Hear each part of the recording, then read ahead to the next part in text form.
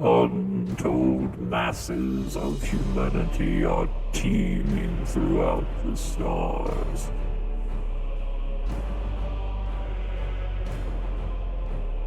In the grim darkness of the 41st millennium, there is only war.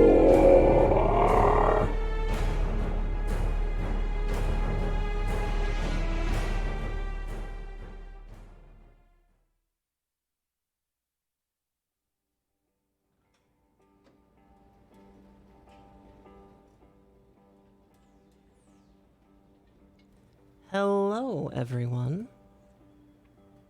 How are we today?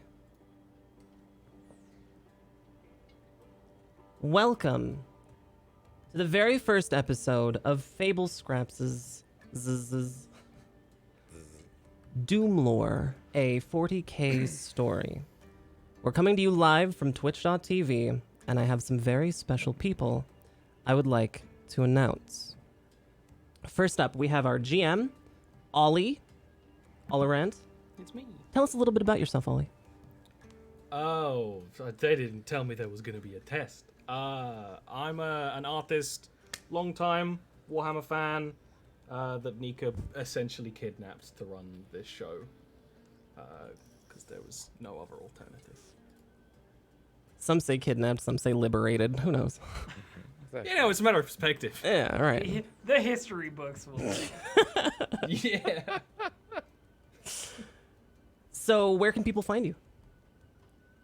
You can find me at Twitch, Twitter, ArtStation, all sorts of places. Mostly doing sort of chill streaming and working on a series of board games that I'll probably tell you about later. Oh, fantastic. Well, thank you so much for joining us, Ollie. Ollie's put together a fantastic campaign. For the cast, who I would like to introduce next. Up first, we have Lucid Fox. Lucid, tell us a little bit about yourself. Hi, my name is Lucid Fox. I am not a furry, unlike Nicotine, and I talk about things on my channel like anybody would on the twitch.tv 5 days a week, and that's me. Also, I do hotfix, which is like another show, and this is like the third thing that I do now, so I'm really just trying to put all of my life on Twitch, just slowly but surely. Well, we surely do appreciate it. Thank you so much, Lucid. And where can people find you and your content? Twitch.tv/LucidFox, Twitter, Twitter, and TikTok, yeah. Well, fantastic. Thank you so much, Lucid. Up next, we have Locke the Raven. Locke, tell us a little bit about Locke the Raven. Who is Locke? Shit. Well, that's pretty much it. No, I do role playing on GT. Shut up! Do role playing on GTA on TRP. I usually dick around with Nicotine a lot. Lately, I'm doing Fallout 4 heavily modded, and you may recognize me from the other Fable Scrap show. Star Trek Loveless. Yes. Every And Tuesdays catch me. at 3 p.m. Pacific. God, I'm going to lose my. You teed it up. goddamn You teed it up, Locke. You teed it up, and it's not my fault for scoring the home run, all right? Good job with sports ball. Thanks. So where can people find you? Oh, now you want to know where people can find me? Well, I don't want to know. Twitch.tv. Other people I'm going wanna. to fucking kill you. Twitch.tv/Lock the Raven. Thank you, Locke. Up next, we have Distracted Elf. Not Distracted Elf, but Distracted Elf. Yeah, there was Oh, a you bit of spelled it confusion. right. I There like was it. confusion about that earlier. I noticed that it has been separated into 2 words on the overlay, which is interesting. But that's fine. That's fine. Tell us a little bit about Distracted ... Elf, if you could. Yeah. Hi, I'm Distracted Elf. I do role-playing shows mostly for Roll20 Presents on Mondays, and I stream a lot on Twitch, a whole hell of a lot. So you can find me there or on Twitter at Distracted Elf. Fantastic. Thank you so much. Distracted Elf also does some really cool LARP stuff. You should I do, definitely yes. check out Distracted Elf's Twitter for some cool LARP stuff. I'm a big fan. Up next, we have Enovan. Enovan, please tell us a little bit about yourself. Enovan, you are muted. Yeah. Oh, you are muted because I thought muted his you. voice was just very soft. Oh, right. I thought that was me then. No, that was No, no. entirely my fault. Okay. So, starting over again. Hello there. I am Enovan. I am a roleplay streamer that's recently gone into VR stream with Beat Saber and other VR games. And some might know me more as Soft British Boy, as the title has been given to me. Or the... What was it that you called me last time, Locke? Was it the puppet brought to life? I said you look like a puppet who wished he was a real boy. Yes, that as well. Well, where Does can... that de facto make me hard British boy? However you two want to settle that, I This don't is- really care. This is becoming a much different show than I thought. Yeah. This was always on the docket. Now kiss. How can people find your content, Enovan? I am at twitch.tv/Enovan, and I've recently started back up my YouTube channel on YouTube at Enovan.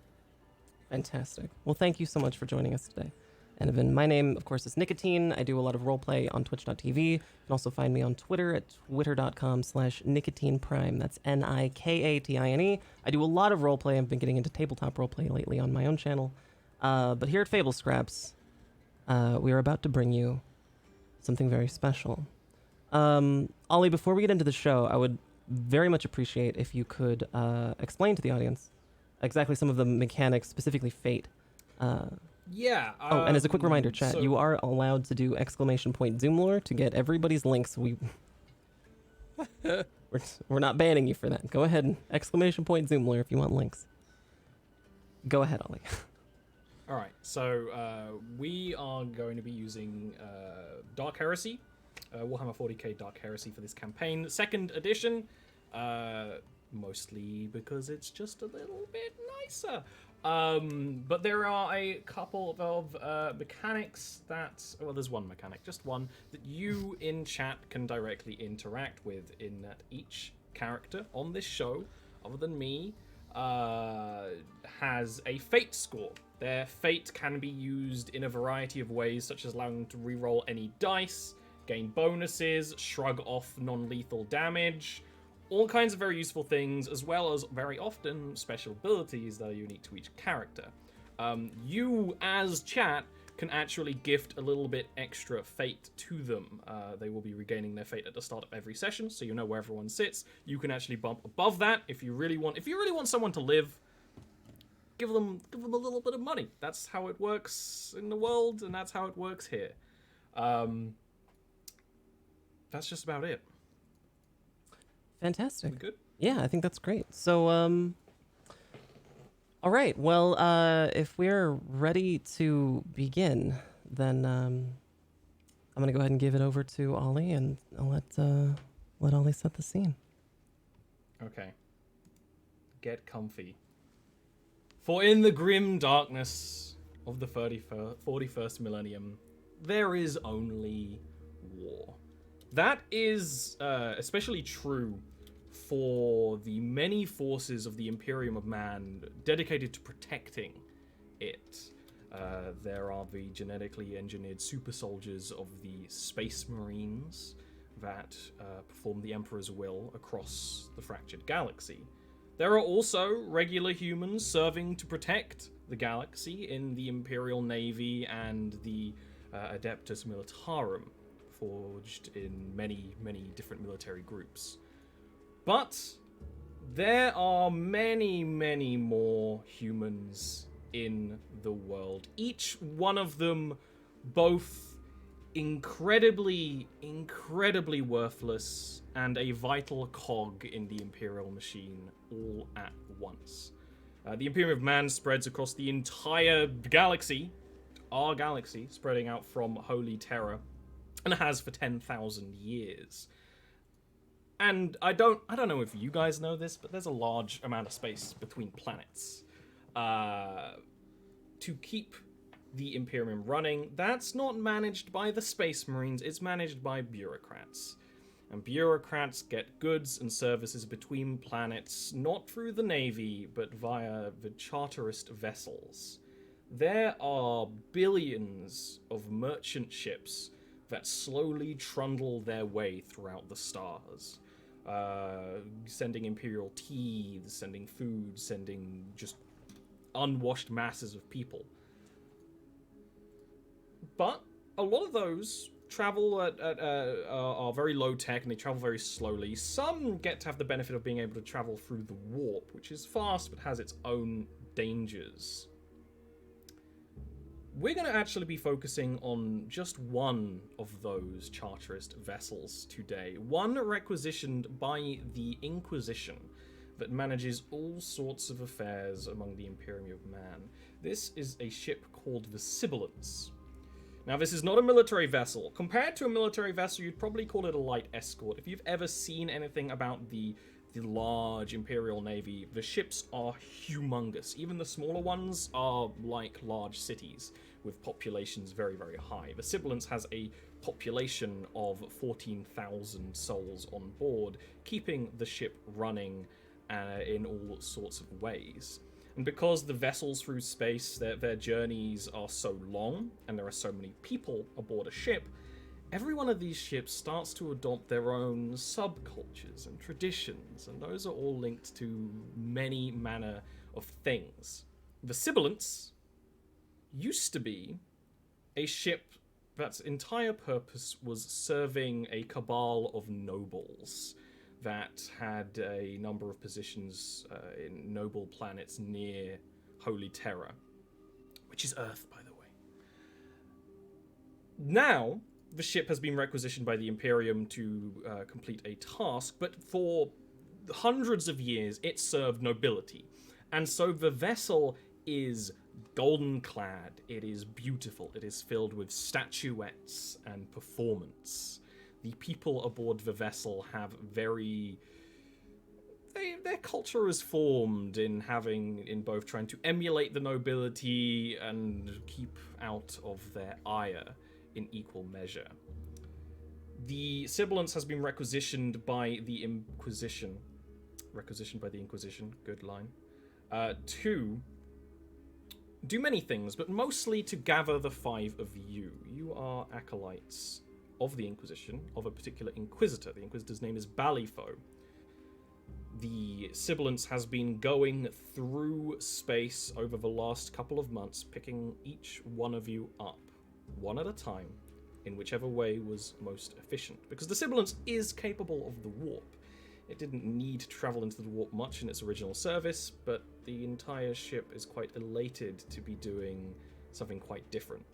Not everyone on the ship knows who you are or knows how important you are, if even you are all that important. You've been summoned by an Inquisitor, yes, but not by name. Almost all of you were summoned just because you had the right sort of skills, or maybe your superiors wanted to get rid of you for any number of reasons.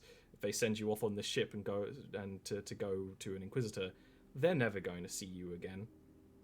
So, but I don't think your superiors necessarily knew the lap of luxury of which you have been provided. The Sibilance was designed to house nobles. The guest quarters you have been prepared are decadent. Beyond decadent compared to anything you have had before. The members of the crew are not treating you like the nobility they once served. Many of them, as they are, generations have served on the ship, may not even remember that being their duty. But you still have a private suite in the palaces at the back of the ship, where the five of you are currently making your stay, as the vessel now turns its target towards its destination, where you have been summoned to, the planet of Pask. This place is comfy. It may even be too comfy for the lot of you, honestly. For the sort of thing you guys are used to, the guest quarters in the Sibilance is a suite with private bedrooms and bathing chambers and fresh food prepared daily. It's a lot, considering the level of quality, the quality of life for most of you on most Imperial planets. Like I said, the ship has been slowly gathering a lot of you, which means that some of you have been here for longer than others. And there are a lot of ways you guys could entertain yourselves in this for this journey, because a journey through the warp could take a couple of months, could take weeks, could take days, could take years. You don't know how long you're going to be here.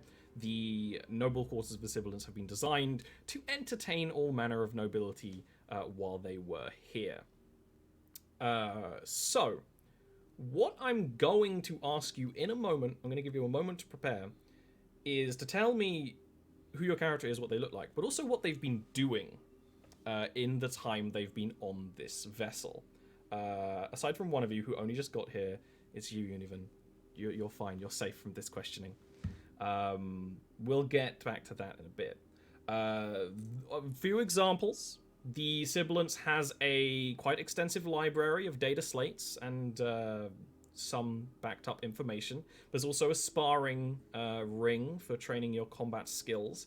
There is a grand observation room which allows you to watch the Admiralty, the bridge crew of the ship, perform the rituals and maneuvers that are necessary. And there's also a vast number of merchants aboard the Sibilance. Considering how important it is to hop on a ship, if you can, there is a lot of merchants just aboard an entire merchant city in the middle decks of the vessel. So there are quite a lot of things to do. And in that merchant city, you can pretty much find anything you can find in any other sort of civilization, just confined by bulkheads and steel. There's also all the supplies brought with you from whatever planet you came from or whatever organization you came from. The ship is not just gathering 5 individuals. That would be rather ridiculous. Each one of you came with a cache of important supplies for whatever is happening on Pask. None of you really know. It's not important for you to know right now. I'm going to start with Ohm 13. You have been on the vessel the longest, more than a month, while it's been gathering other people. I don't think you would have been too concerned on the other acolytes that have been joining the ship. But why don't you describe what Ohm is, your appearance, and what Ohm has been doing aboard the Sibilance for around a month. Ohm is an acolyte, or a tech priest of the Adeptus Mechanicus, and he's never the same size twice. His height will fluctuate every time you see him for no discernible reason. He's covered in the robes of his office, except instead of the traditional Mechanicus red and white, they've been inverted to a black with red detailing across them. And there's various wires and cables that come out from under the hood, but you can make out the vague shape of what could be a human face, but the only thing you can really see are a pair of purple lenses looking out. Ohm wouldn't care for anything that has just been described, save for the data slates and the technology. His room is very Spartan. Anything that's frivolous has been removed from it, or taken apart, and studied, and reconstituted. Data slates are stacked and organized, and he would have spent the past month going through the ship, communing with the machine, and just basically trying to discern whatever he could from it. That's good, because, for those who don't know, the Adeptus Mechanicus are almost the only members of Imperial Society allowed to interface with machinery. They build, they craft, they edit. They very rarely edit. That's sometimes illegal. So there are quite a lot of Adeptus Mechanicus members aboard this vessel. There is quite a lot of sort of sub-factions that are formed amongst the ship. I mentioned that there's the sort of the faux nobility that run the vessel, that fly it. There's the merchants. There are those who call themselves the Wallers, who do everything behind the scenes, plumbing, maintaining, heavy lifting, which is the vast majority of the crew. And then there's the Sibilant Mechanici, an almost an offshoot, a group of Mechanicus members serving under the tech priest Euron. And it's very likely you've had some run-ins with them to sort of share information or anything. Actually, how would you treat these other members of the Mechanicus aboard the vessel? Would defer to them, as he is technically in their purview. But for the most part, he would either avoid them because tech priests are usually very territorial with the things that they do and collect. So, when you're a guest in someone's house, you don't try to step on their feet more than you have to. I would say that he's indifferent. That checks out. That makes sense. Why don't we next go to Scythia Vars? Who are you? What have you been doing? So I think Scythia's mostly been spending as much time as she can perfecting her art, which is any kind of melee combat she can get her hands on. So anyone or any person that wants to go, she's willing to like attempt a fight with, because you got to get better as much as you can. Of course. But other than that, she's probably been properly mapping out the place, getting to know the people that are around her. Because again, if you know people, then you know what they're gonna do or what they might get up to. She's been keeping track of routine, and her room is probably she's probably been hoarding the food a little bit. Like, she doesn't often get a whole lot, so she's trying to make it last as long as possible. Let me describe the food real quick. If there's anything I've learned in DMing in all these years, is that everyone wants to hear about the food. Oh, yeah. Especially when it's lore appropriate. You have fresh... I mentioned it's fresh food. It's fresh grox. Grox is a cattle animal that's actually a giant lizard, more or less, that is eaten around the Imperium, yes. For normal people like you would be really excited if in your daily ration pack you had Grox offal. It's very nutritious. It's great. You have pretty good cuts of Grox. Well cut, sort of, not full steaks. You're not getting huge portions or anything, but real Grox meat. Plus, assorted vegetables and things, which are less so fresh. There's probably a giant chamber the size of, a building filled with freeze-dried vegetables. But fresh meat. Clearly it was of importance to the nobles who used to stay in this guest chamber. And those come in every day via a little chute in the wall. And yeah, it would make a lot of sense to be hoarding it. Yeah, pretty much. She's just been keeping as much of it as long as it'll keep, and stashing it away for when inevitably she has to leave this room and have extras. You know what I mean? Excellent. So that's what she's been up to. You're going to be the first roll of the game. Oh, cool.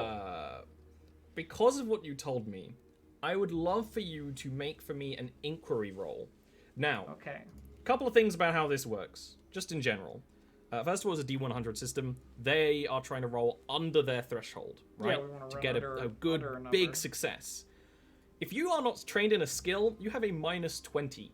You are not trained in inquiry. I am However, you can actually use 3 different attributes, 3 different characteristics for inquiry. A lot of the skills have optional characteristics. You can use whichever one you would wish. It's usually fellowship. You've not got a great fellowship. No, I don't. But my perception is okay. Yeah. So we'll go for that kind of inquiry and roll and see if I can get under a 14. Excellent. You should just be able to click on it and it will do it all. Yeah. I did not. Very close. Not a success. It's very close, though. It's very close. There's actually a thing in this system called degrees of success and degrees of failure. Because that isn't very far away, maybe you'll get some bonuses later along the way. But Wonderful. we'll get back to that later on. More or less, though, you haven't found many people willing to spar with you, especially among. If you actually see, look up a picture of a Warhammer 40k void ship, they're very long, with a palace on the end. Everything's palaces in 40k. You're in the palace. Anyone else, any of the nobility that run the vessel, would be terrified of you, and would not want to spar. They would be carrying like dress rapiers and things. From your experience down in their sparring rooms, it is more for sport than survival. Training dummies that teach them how to parry and riposte in the proper way if you're in polite company. Oh yes, polite company. Anyone else aboard the vessel, you haven't really had enough interaction with, and you can tell that people have been told not to interact with the guests, other than maybe the merchants, because they don't really care. They don't. They're sort of mid-travel mostly. I mean, failing getting any partners to spar with, she just works on her own mostly. Yeah, you're more than capable of that sort of thing. Mm-hmm. Excellent. Did you give a little appearance? Oh, she's a sort of like medium-heighted, severe-looking woman with very short cut hair and like scars on her face. She wears like an armored body glove, and she's often armed even when she doesn't have to be. I think is a good way to put it. I think a lot of people in this universe are carrying no weapons around with them. Yeah, If they can.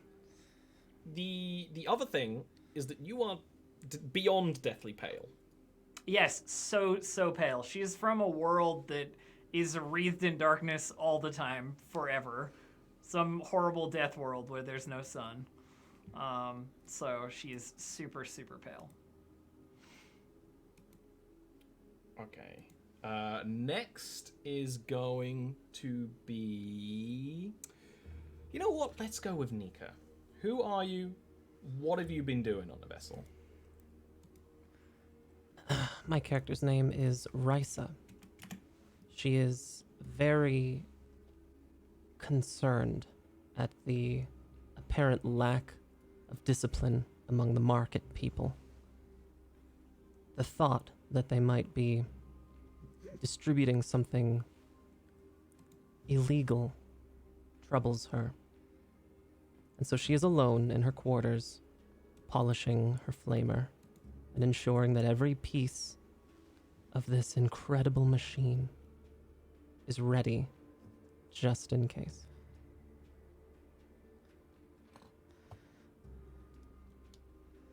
She is 6 feet tall. She is young, but you wouldn't know it. And she is powerful and imposing.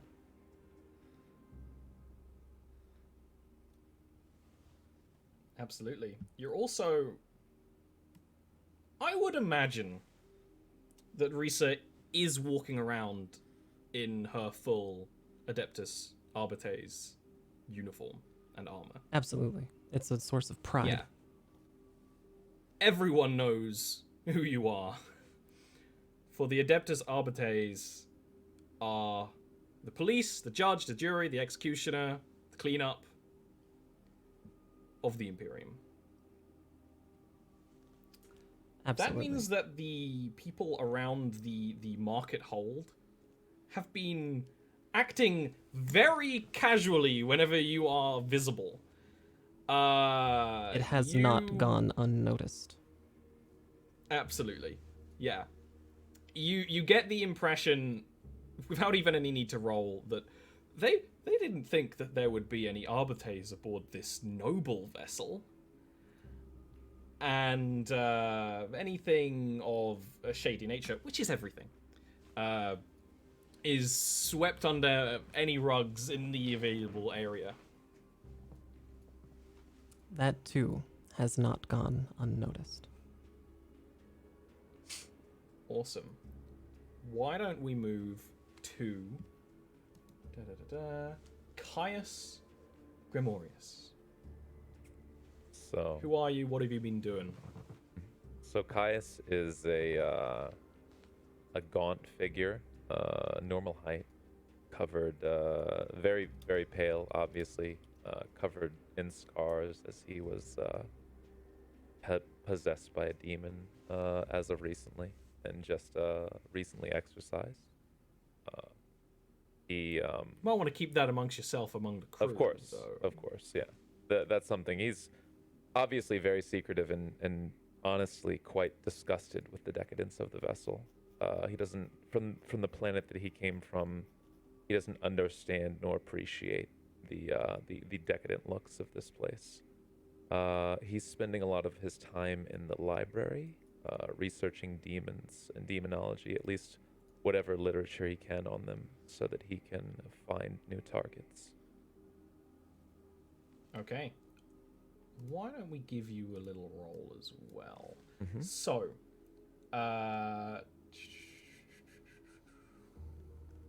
this would be a. I mean, this would be a demonology check, actually, because what you're not looking for books on demons. Something that is very much the case in the universe is that it's not that people don't know about demons. That used to be the case. In the last 1,000 years or so, public knowledge is that demons exist. It depends on the world you're at, of course. This is a very sheltered community in every single way. But I think a Forbidden Lore demonology check to uncover any information that they have would be appropriate. Now, when you make checks in this system, I can give you modifiers. Actually, a normal roll has a +10, an ordinary difficulty check. This is going to be challenging. This is going to be just your a +0, because it's always difficult to find anything that's connected to demons and how it would be. So that would be a Forbidden Lore demonology check. My D100. If you go to your sheet, you can just click beside where it says demonology in your Forbidden Lore section, and it will do it automatically.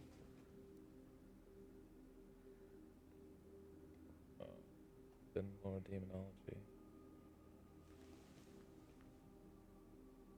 Under attributes?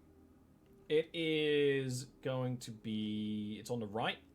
So the right side of the page is the skills section, and quite far down is your Forbidden Lore. Because you're not meant to have Forbidden Lore. It's forbidden. Sick. Yeah, the character sheets for Dark Heresy are amazing, spidery. Once you get used to them, they'll be very easy. First forbidden. Yeah, if you click the kind of box next to it, it will roll a dice. I popped it out. One sec.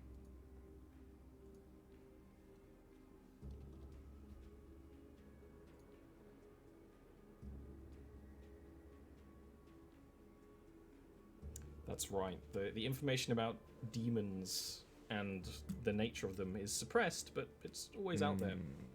Maybe not always in common text.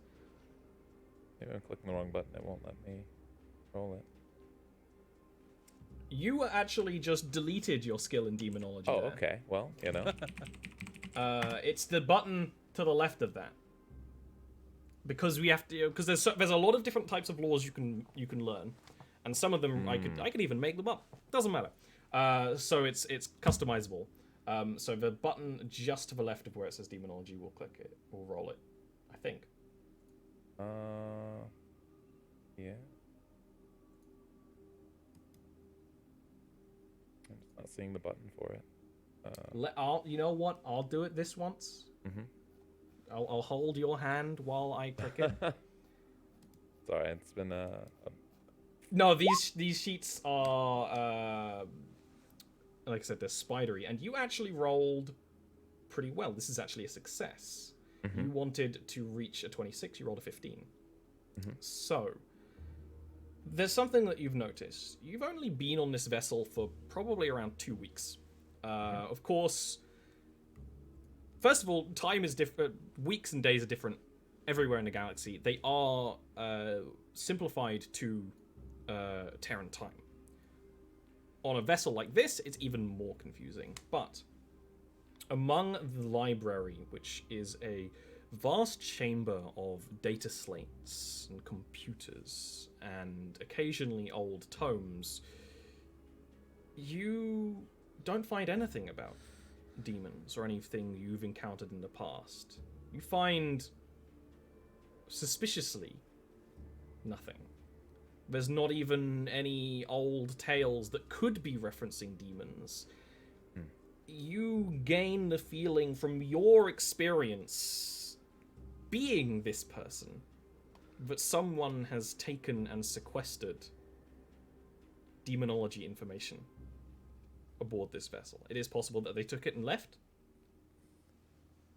but that is something you would absolutely notice. A void of information that has been stolen from.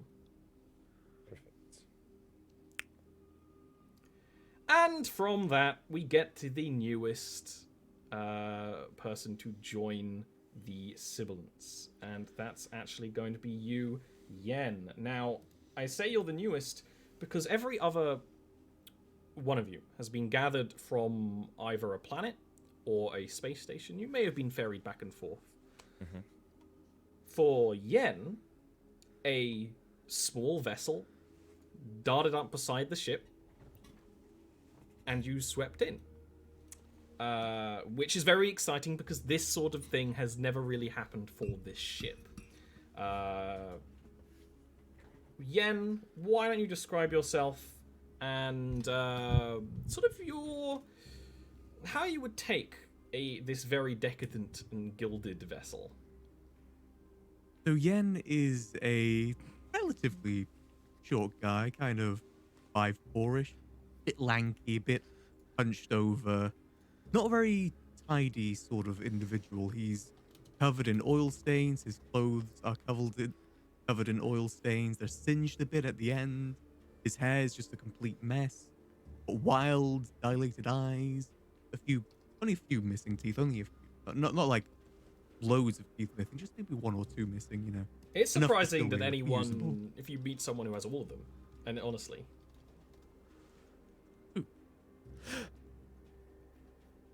But the first thing that Yen would do entering the vessel is kind of ignoring the luxuriness of it all. You know, he's seen a ship is a ship to him. His first instinct when entering the ship would be trying to find the little nooks and crannies to get around. That makes sense. You have an innate knowledge of how vessels like these are constructed and how it takes multiple centuries to build or even retrofit a ship. And in that process, a ship the size of a city has large streets. It also has little alleyways, little places you can duck in, little places you can hide. You would absolutely be keeping an eye out for these while you are being led to the guest chambers by your chaperone. She is a woman by the name of Captain Ray. This vessel is so obsessed by nobility that even the mid-ranking members are captains. There are just lots of captains. Captain Ray is a sort of brown-skinned woman. The first thing you would notice is an unusual gait due to one metal prosthetic leg. There's also another cybernetic attachment that's kind of built into the side of her skull with sort of cables that trail behind. The clothing she wears is practical. It could probably provide some armor. It's not Imperial robes or anything of the sort, though. People on this vessel don't really need to wear anything like that. You also would definitely notice a data slate in one hand, shotgun, hand resting on the shotgun on the hip with the other, while just ferrying you around. Ray would have made a summons for the rest of you to join them in the guest quarters because you have all acquired here. Not everyone on the vessel knows what you guys are doing, who you are. You guys don't really know who you are.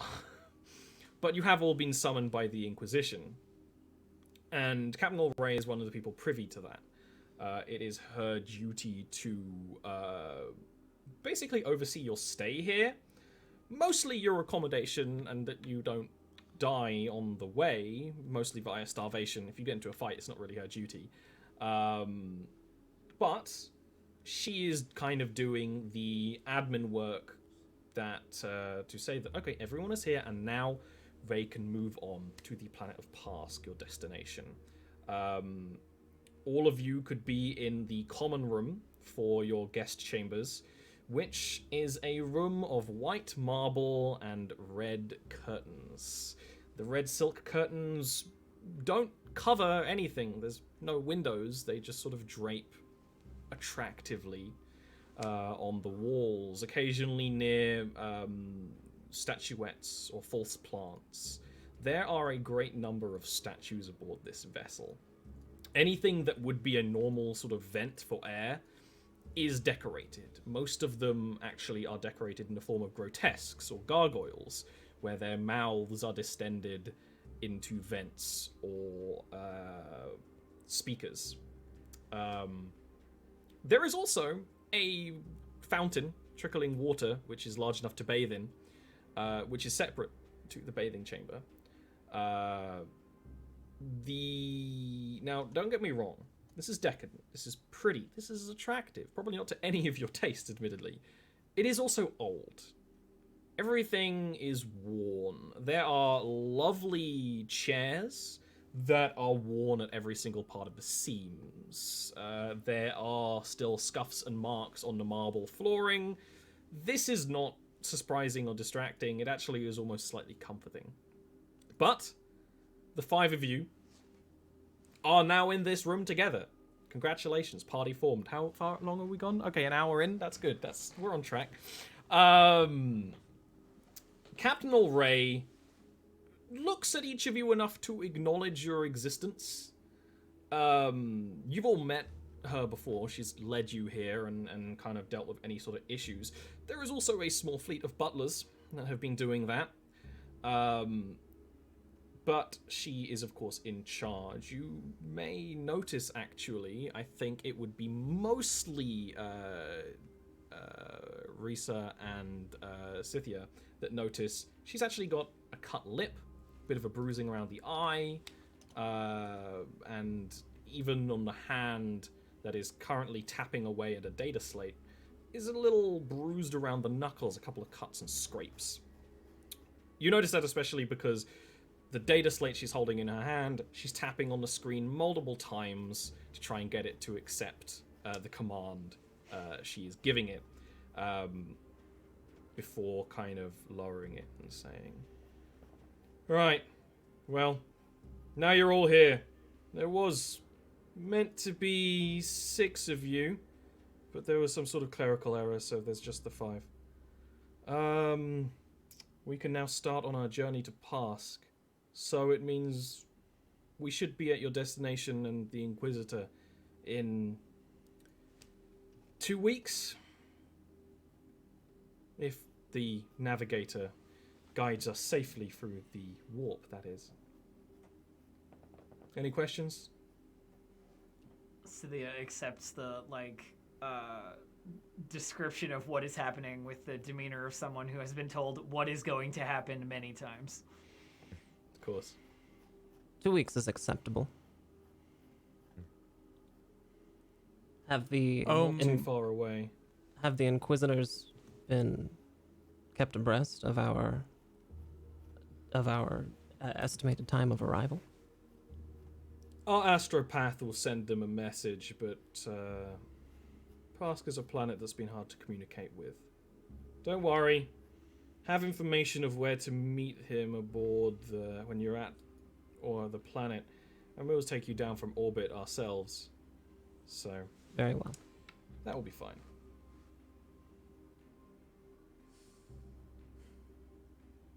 I can tell you're itching. Ohm just sort of stairs, and then there's the vague sound of cogitators and various little bits of machinery just whirring, and then he'll nod, but he won't speak. Your data pad, is there something wrong with it? It took a fall recently. It's nothing the cogitation Mechanica noises won't be able to increase. fix. Perhaps the Adeptus Mechanicus can examine it for you. It's not. Yeah. It's not really a request. It's apparent. Yeah. You know what? It not being really a request. Let's roll a dice. 2 actually, because it's a D100 system. This is an intimidate roll. It is going to have a +20 modifier because this is a routine check for you. Mm-hmm.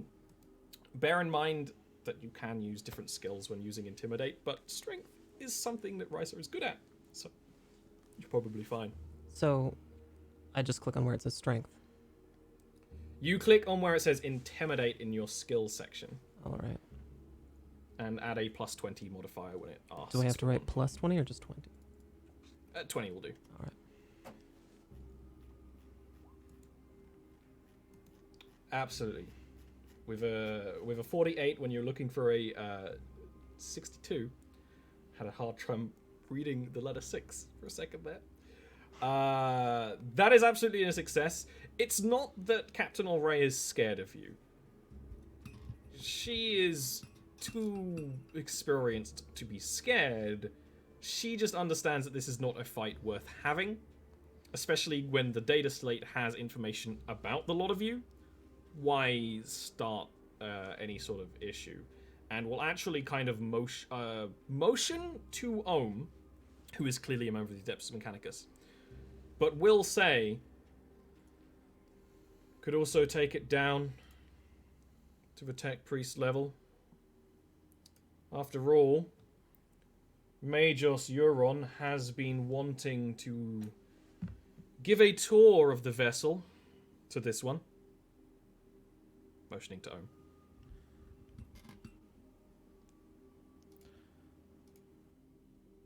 Acceptable.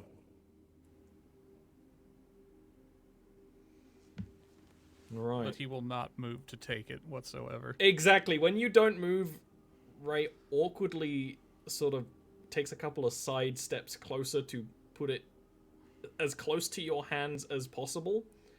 It is a chunky data slate. So data slates are books, iPads, they're whatever they need to be. But they're usually quite chunky. And will kind of thrust it upon your hands. And then will kind of look at the rest of you and be like, I don't know if the rest of that invitation extends to the rest of you, but if any of you were interested in the inner workings of a void ship. As she hands it over to him, he'll take it carefully. But as she's studying him, the serpentine optical mechadendrite on his back will sort of raise up and will move into her face and begin to just sort of sweep back and forth, very like he's studying her while she's studying him. Anyone who wants to make a scrutiny check may do so. It'll have a +10. I would like to. Yeah, go ahead. It's a free.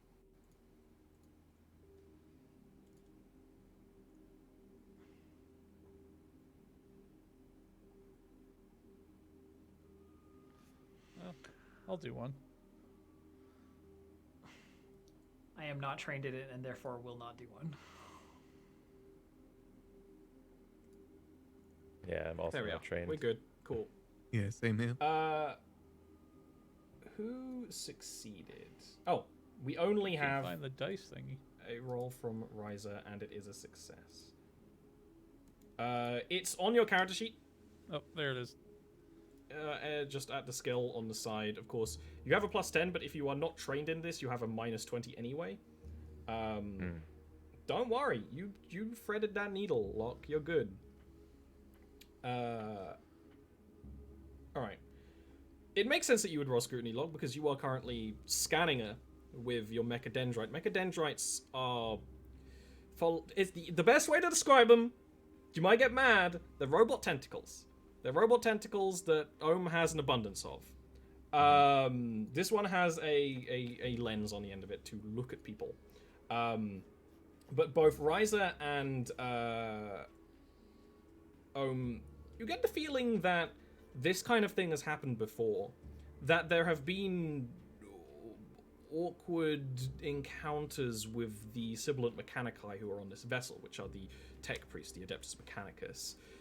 Just from this interaction, you can tell that while they're not officially in charge, they wear the pants on this ship. That it almost makes sense on a vessel like this. That may kind of raise some curiosity when you're about to meet them and their leader. But that is the vibe you get. You also get the vibe, both of you succeeded around about the same, that there's a slight self-conscious that you're going to ask about the injuries she has, but not enough to kind of puff out her chest and you know, sort of bring it up. That's what you get while you're just scanning her with your mechadendrite. Any of you want to interact with her further, or is she gonna lead you to one of the lifts further down deck? Your flesh is damaged. Well, compared to yours, it all is, right? It is not difficult to see, Captain. As you are no doubt aware, fighting aboard a vessel such as this is a direct violation of the Book of Judgment. She gives you a kind of like aggressively curious eye, Ryza, at that. Like, okay, well, I'll keep that in mind. And we'll start leading Ohm towards one of the lifts. Very well. He'll follow. I would like to accompany. Cool. Anyone else? Cydia has absolutely no interest in anything to do with the way the ship works. Doesn't matter at all. So she turns to the other two who are in the room and like looks at them as if wondering if they're gonna go. Ken would go. Ken would be interested in finding out what the inner workings are like. So it's just me and Caius left behind, Yeah, hanging out. Caius hates this place and can't wait to leave, so.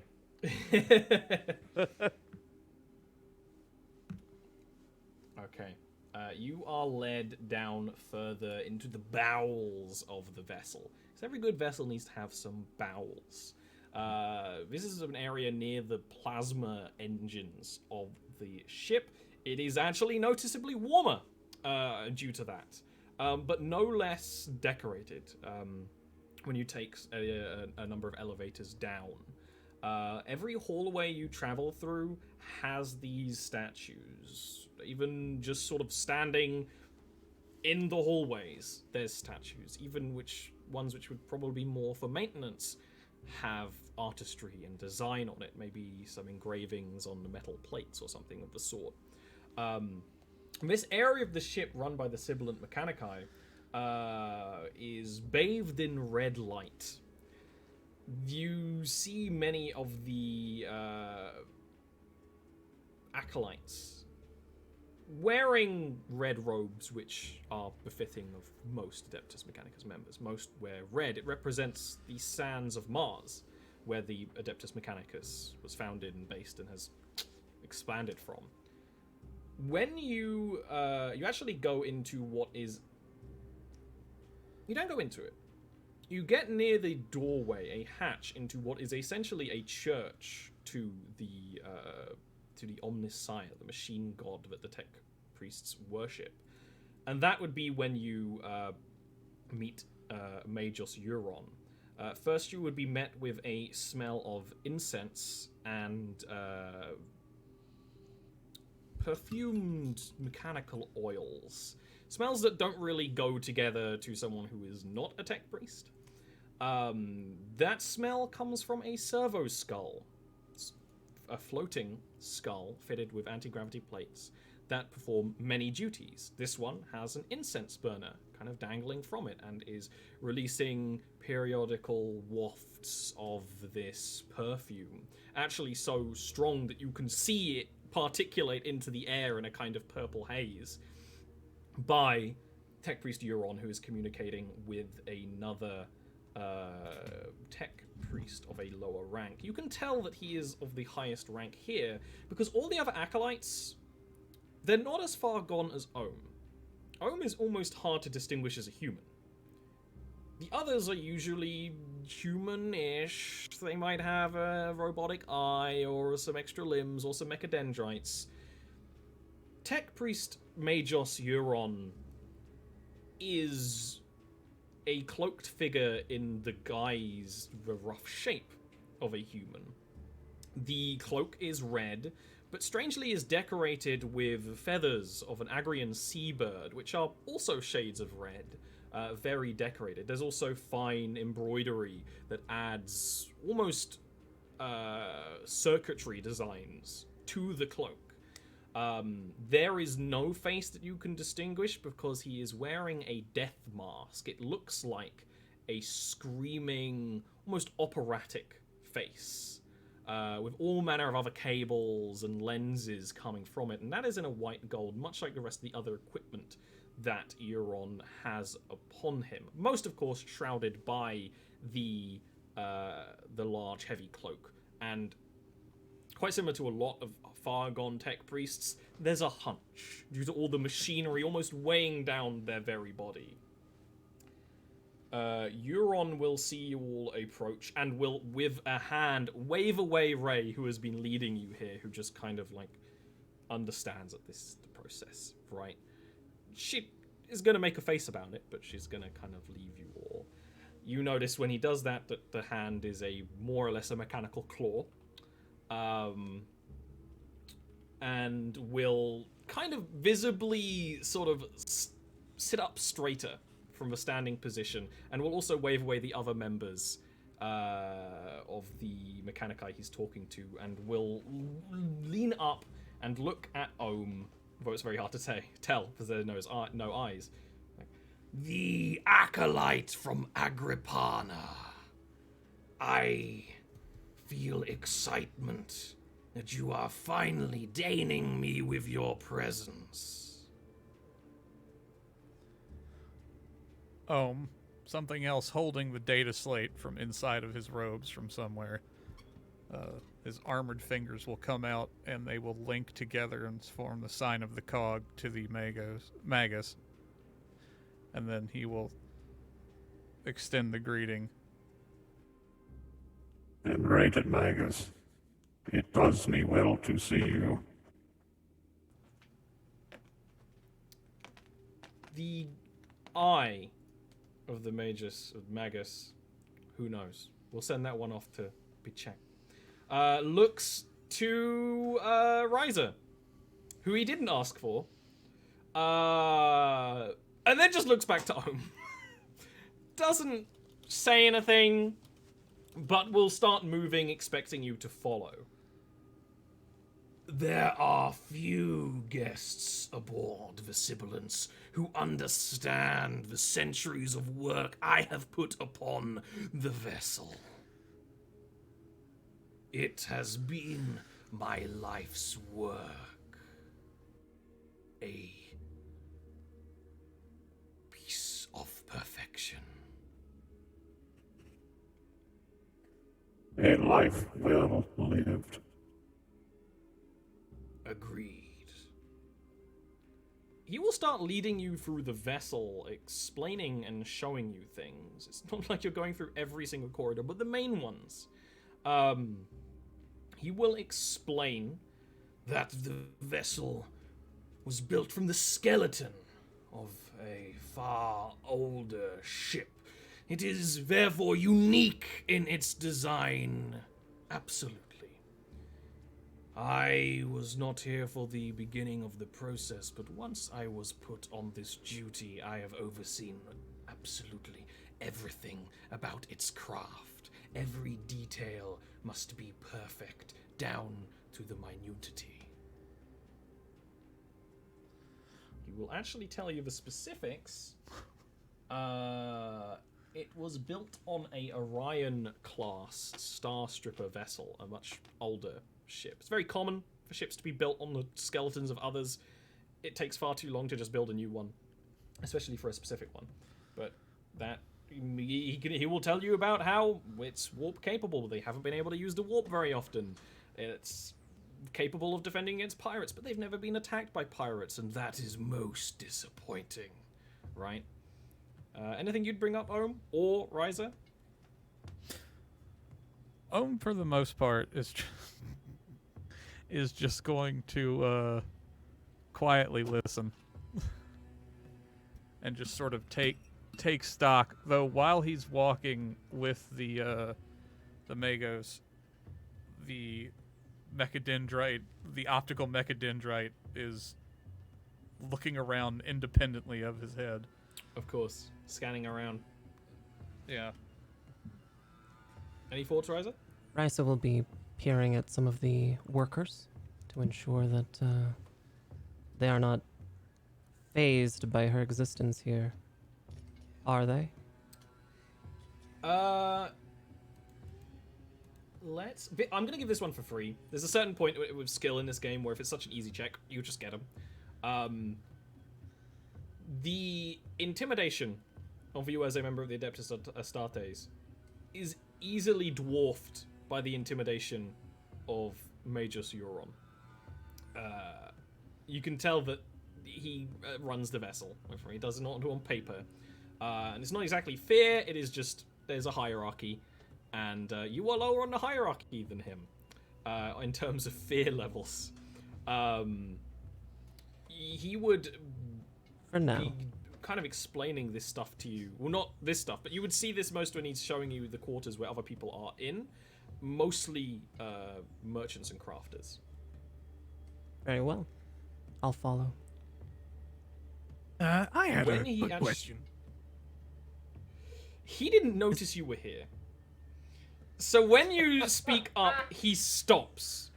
While he's been moving, many tech priests kind of almost glide. You can't really see the legs moving or anything, but he stops and turns, the screaming mask looking completely upon you, Yen. Question accepted. Right, so about like the minute details of this vessel. What's the vent security like around here? The vents have the typical security of all Orion-class vessels. Security on such manner was not on the deepest importance on the commission, aside from in the noble quarters. They were terrified of assassins and spies using those vents against them. Right, that's good to know. That's good to know. Of course, everything aboard this vessel flows. Every hallway, every vent, every pipe, are arteries and veins that lead to the heart of the ship. Where we met. Our church is the heart, and our warp core, unique in its design. In fact, the ship should be entering warp within the hours. I have been spending quite a lot of your time, Acolytes. I'm sure you would far rather see the warp ritual up in the palace of the ship. It would be an honor. most enlightening. Sounds pretty cool. I will escort you all. Glides onward. You two, up in the suite. Would you care? There would be an announcement through the speakers in low Gothic and high Gothic that the warp ritual will be about to begin. Like I said, there is a viewing room to view the bridge because to nobles this is exciting. Would you wish to join them there? Caius's eyes immediately light up. He's very interested in perceiving the warp ritual. I mean, I'll take a look. Yeah, no particular Otherwise interest. you'd be there on your own now. No particular interest, but I'm not gonna stand around in this marble room by myself. If Caius is like going away, I can at least like be on his shoulder. You know what I mean? Right. No, I've just started Excellent. drifting and wandering at the mere hint of them mentioning warp ritual. So I think Scythia has already like made a decision in her head that it's like these are the people I'm gonna be working with. Okay, well now I have to care about if they're alive. You know what I mean? Like You're she's making an already- effort. That's good. She's already in that mode, so she goes with Caius out of like a duteous attention more than anything. Absolutely. This viewing chamber is much like one you would see in like an arena or something. There is a large platform that directly looks above the bridge of the ship. There is armor glass, incredibly thick, but also incredibly high. And this chamber is probably 20 feet tall or so. Although I need to switch from D&D, which uses feet, to this system that uses meters. I'm terrible at both. That's going to be a process. And all of you are kind of meet up there. You can see the preparation. Now, the bridge of a vessel... First of all, it's decorated. Things made of marble, stone, metal, faux gold. Not even real gold. It's more, the right type of fake gold looks better and is more expensive than gold, right?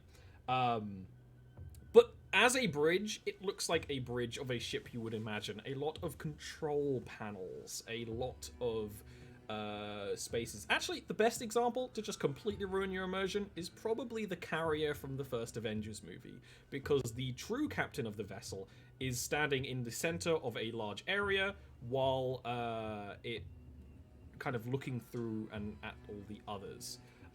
There are members of the Mechanici here. There are no members of anyone else, other than the Admiralty running the vessel. And before the warp ritual begins, I think this might be a great place for a break. What do you think? Yeah, fantastic. perfect. At least we got the intro and we got all of you. Honestly, in the first break, I wasn't expecting that. You know what? I'll add just one thing before the break, and that's that Scythia says, Scythia Voss, and introduces herself to Caius. So now I have a name given to someone. That's good. That's important. There you go. Hey, did we introduce ourselves to each other? No. Yeah. You literally were introduced to them and then left. And nods at her. Sure, whatever. She doesn't really care. You'll learn each other's names through blood. It's much easier when people are screaming, you hear it more clearly. No comment. Well, fantastic. Thank you so much. We'll be back very shortly with the second half of DoomLore Episode 1, a 40K story. We'll be back after a short break. Thank you so much.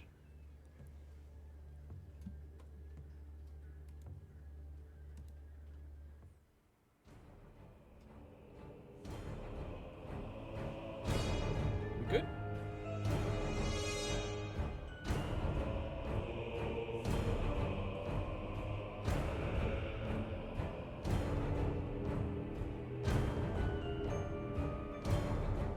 Untold masses of humanity are teeming throughout the stars.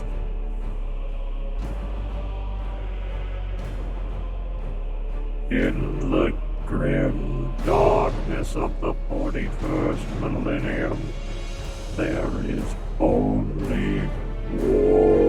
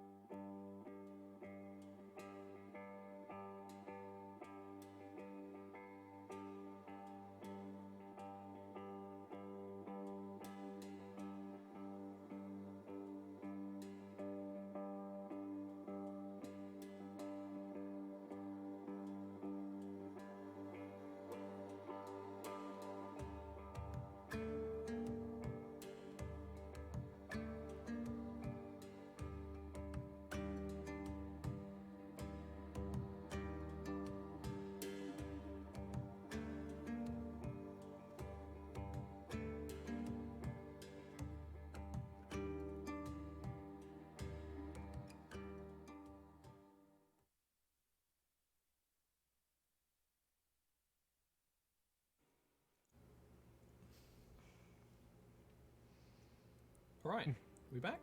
Hello, everyone. Welcome back. Wow. Okay, so observation chamber. Observing Yes. the bridge of the Sibilance. You're all here.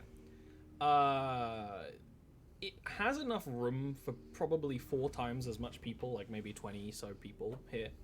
And while the early preparation is being done, there is, from some of these speakers on the walls, these ones look like angels with skulls for faces, a very tinny music track being filtered through.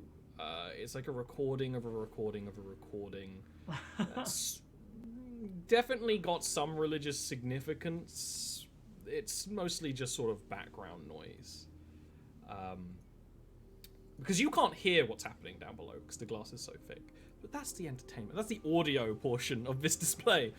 Magus Euron, who guided Ohm, Risa, and Yen up here, will actually kind of go up to the side of the glass and will explain that in our previous service, traveling into the warp was largely unnecessary. Therefore, it is of grand excitement that we have been able, in service to you and your masters, to flit through the stars. It makes our blood run hot with excitement. And the ship is ready for all of it.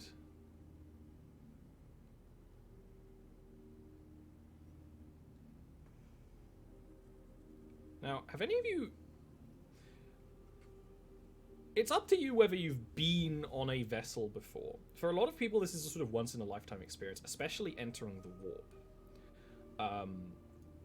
The process itself is how ships in the Imperium travel very quickly throughout space. The warp, which goes by many other names, like the Empyrean is one of them, is a parallel dimension. And you can travel through that dimension much faster. But there are all manner of dangers to this process. The warp is also the home to demons and other foul creatures. It's actually made up of soul stuff. Now, you as characters don't know that exactly. One of you is very aware of the demonic dangers of the warp. The rest of you, though, do know about warp travel and how ships can travel through it and how ships can travel through them safely. To varying different degrees of knowledge. Maybe a little bit more if you've been through the warp before, but there are ships that do warp travels routinely every day. The dangers are clearly overstated. Now, as Euron said, this vessel entering the warp is of some importance, and also a display. A lot of things have been turned to ritual, and this has been turned into a performance. Every player of the around 30 or so people down there on the bridge knows their place and knows their actions. Even if they're at a console, tapping away at a cognitor, they are still part of the performance, and everyone moves in their very precise ways. Some of you may find beauty in that. Some of you may find it ridiculous. It's somewhere in between, most likely. Especially due to the fact that the members who run the ship, they are largely dressed to the nines, how to say. They dress like almost old Imperial captains would, but the garb is often quite colourful. Their faces are plastered with white and then makeup on top of that, like a performer on a stage. They're performing for the audience in the back, after all. But this performance ritual starts taking place. Tech Priest Euron is also actually here with you while it begins, but kind of just sort of leaves as it's taking place. This is something you'll learn from Tech Priests. They will just leave and enter conversations of their own regard. They're, They're either like furniture or they're the most important thing in the conversation, and there's no in between. If any of you would sort of chat about this while this ritual is taking place, feel free. Right now, the actual glass that looks out into space is closing with ridiculously big armored hatches that are sealing shut. I would like to turn to the small, powerful-looking one, the female. Have you ever seen something like this before? No. I haven't been in one of these before. But it's impressive, isn't it? Quite. What about you? I look over at the crazed-looking man. I know so much about the warp and the inside of it. I'm just here to watch.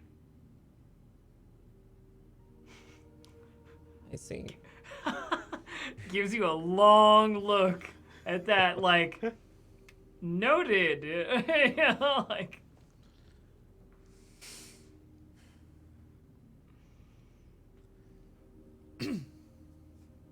Adeptus Just, Mechanicus. What are they? I was gonna say, if you didn't turn to those two, how rude would that have been? I mean... Adeptus. Good to see you all again. Welcome. What are they doing now?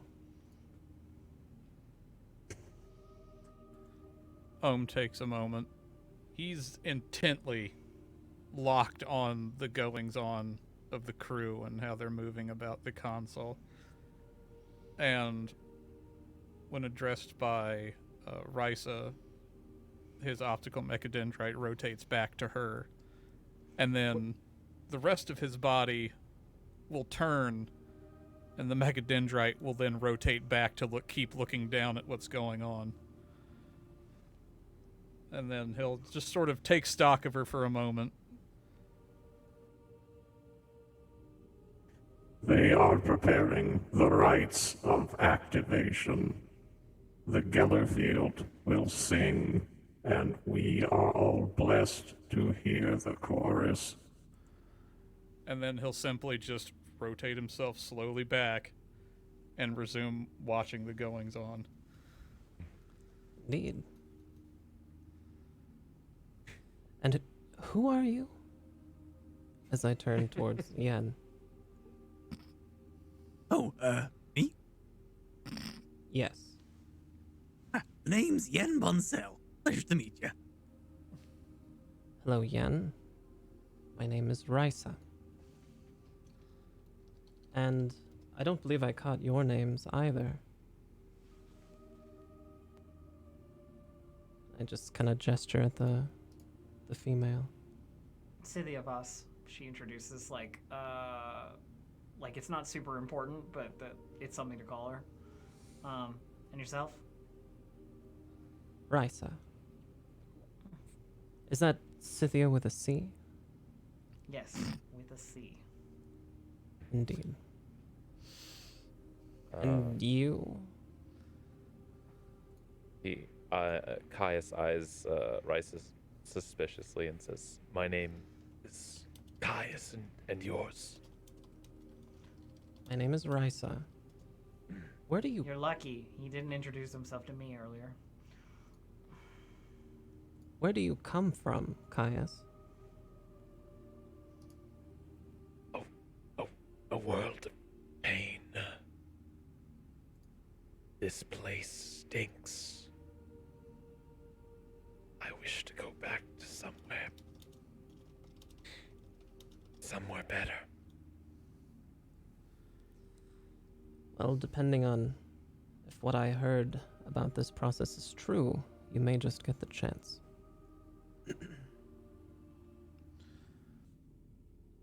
Improbable. And what makes you say that, Mechanicus? What is your name, by the way? Do you have a designation? My designate is Ohm 13. Greetings, Ohm 13.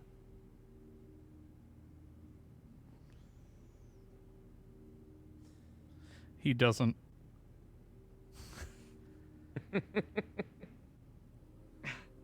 Just no explanation of the question. Nope. He For a doesn't lot of you return her feel a greetings. rumbling. The rumbling may, alleviate any awkwardness from that moment. For everyone other than Ohm. Ohm doesn't care. Now, I mean, you have been avoid a void ship, which is moving. It wasn't stationary. So there was always, and there's always a slight sense of vibration of sort of any kind of vessel moving. But the rumbling grows and kind of throbs, and you can only assume that this is the start of the Gellar field that Ohm mentioned. Some of you may have heard of the Gellar field, which basically is what allows humanity to safely navigate the warp. The warp is filled with horrors. The Gellar field keeps them out. At this point, the ritual down below is reaching, for lack of a better word, its climax. I could have said crescendo, but I decided to stick with climax, honestly. It isn't, getting any more exciting, but you can tell that the process is starting to get to an end. Well, for them, it's not that getting any more exciting. Ohm is thrilled. for you, yeah. Trying to look at all the lines of binaric code on any of the screens. Especially, I imagine Ohm would be paying attention to the 2 or so members of the Mechanici that are just standing in the room. You notice that they are plugged into specific consoles, while it kind of looks like they're in deep meditation.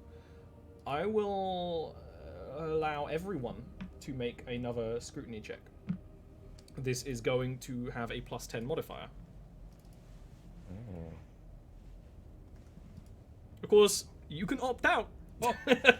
Well, Ohm scrutinized the hell out of that. Ooh. Now, it's funny, because Roll20 automatically assumes a 1 is bad. A 1 is good. There are critical successes and critical failures, only in combat, though. Although, of course, we'll 10, right? respect. It's at, I believe, only 1 to 5 starts Righteous Fury. Oh, +10 modifier, yeah. Yeah. Oh, perfect. Scrutinized so hard I started Righteous Fury. I hit it on the Just money. go and shoot someone. What Righteous Fury does, by the way, in case y'all don't know, is it basically allows you to cause a critical injury to someone that you're attacking if you roll really well, even though critical injuries usually you only do if they're on death's door. So you might be able to cut off an arm or a leg or something. So what successes we have? Of course, Ohm rolls a 1. That's a success. I think also a 1 to 5 is actually always a success, no matter the modifier, which is something. Sure. Risa fails by around 6. Right, so Scythia- shifts her weight from one foot to the other, clearly a little bit distraught. Scythia fails by a mile. That is Scythia 6 and Yen degrees are of having failure, some- actually. Yen has gone into a coma. Yeah, you- I'm dead. Yen passes out immediately. Crafts his pants. And Caius is also a success. What you two notice, the robot and the cursed child, you both notice different things, actually. Ohm,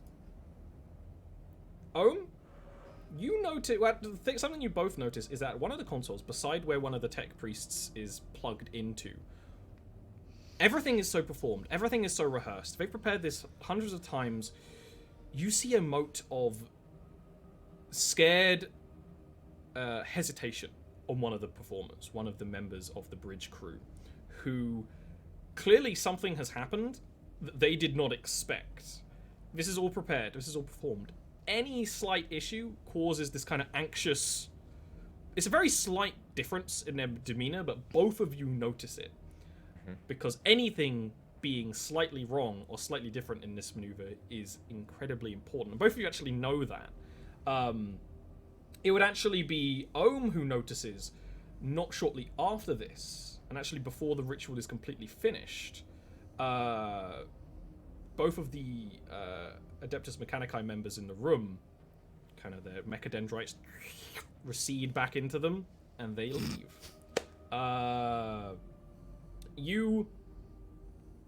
When the performance is there anything you would do immediately after seeing that, you two? I mean, after he sees the Mechanicus abruptly, like, fold up themselves and skitter off. Pick up their briefcase and stroll away.